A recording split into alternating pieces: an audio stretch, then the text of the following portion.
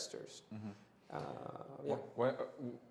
A lot of investors, they obviously want the highest return, right? Yes, correct. So this is like, I often hear from like platforms who have a lot of competition, they try to offer the highest possible return.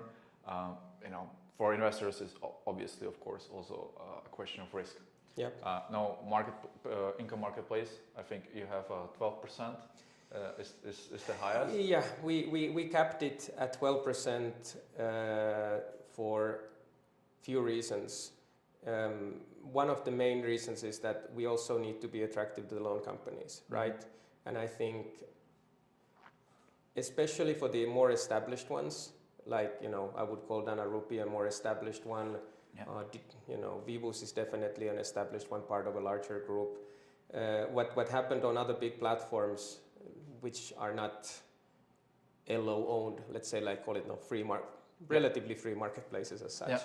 What happened on those, especially during COVID times, was, and we heard a lot about the LOs complaining about it, was that you had very good companies, like UTE Credit was one of my favorites back in the days. I think they're based just across the street. They're based there. Very well run company. I was actually founding that company also, but then we sold it to the management, and they've grown massively. But anyway, side note. So the 12% cap, what we did was that what the big ones, UTE Credit, Esto, all the others that I thought were really good. Now COVID came, and then you had these weaker loan companies starting to offer crazy rates, right? So basically starting effectively poaching on the investors' greed. And that's something we wanted to prevent. So that's why we capped it at 12. So kind of like not to allow loan companies to go into a crazy battle between each other, even if it would be in an investor's benefit in many ways, and to bring stability to the platform. Because I mean, if you remember, there were cases pre-COVID also where a company would raise its, or give cash back, or raise the rates, and then a week later they would go under. So kind of like, it's difficult to say if a company is willing to pay 16%. You're referring to Mintos, no? No. Well, anyway, I mean, I was in one of those companies as well. I mean, but my point being is that for me, a company to pay 16% or 20%, and especially if that need comes very suddenly, it looks like they're running out of cash and they need to get fast. And that's something we wanted to bring stability. We wanted to also allow all loan originators to peacefully, to be able to offer the 12%. But the other thing is, of course, is that we limit the leverage they can get much more. So than, for example, Mintos or others. So if you look at Mintos, if you look at Monster, I guess Beerberry, and I might be wrong, I haven't checked them lately, but I think the skin in the games are roughly around 5 to 10%. So effectively, the loan originator is getting 10 times leverage, maybe even more. So they only have a little piece of 5% of equity in that sense in each loan, and 95% comes from the investors. Massive leverage.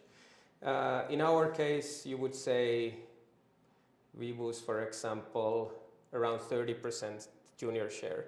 So effectively, they have to have 30% of their own funding, and 70% only is by the investors. So you're getting a few times. We are talking about a loan, right? A loan, yes, correct. Because they might have also loan originators under a finance group who are self-funded. Who don't use P2P investors. Correct, but what I mean is as such. I mean on a loan basis, if you today issue a loan of 1,000 euros and you have skin in the game 5%. Then 950 euros you can refinance from the investors. So you only need own cash. I'm talking about on a loan basis. So it gives you much more leverage as a loan company. In our case, if it's 30% junior share, then effectively you can only refinance 70%. So your leverage drops significantly. And then if you think about it, then that translates into cost of capital. And I think that for the loan originators to give us these terms, then the rate they pay to investor needs to be more attractive. So those are the two things where we came from. to bring stability, and then also to reflect the fact that they are giving better terms to investors in terms of security than perhaps on other platforms. Okay, that's interesting because I also talked to other platforms about the interest rates. For instance, on Bonster, the 16% on some of the loan companies, and the argument was more like if the lender sees more opportunities in their market, they would like to have more capital, which is why they offer higher interest rates.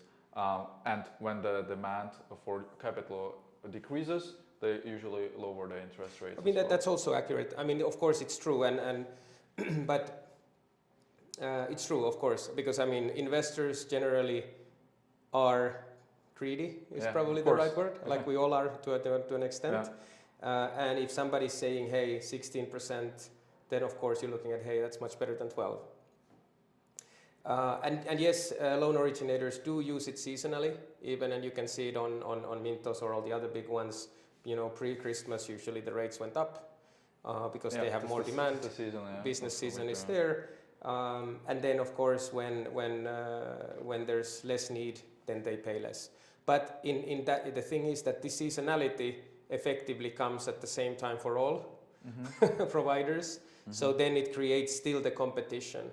And we thought that the stability is better to be kind of like it's maintained by capping it at 12.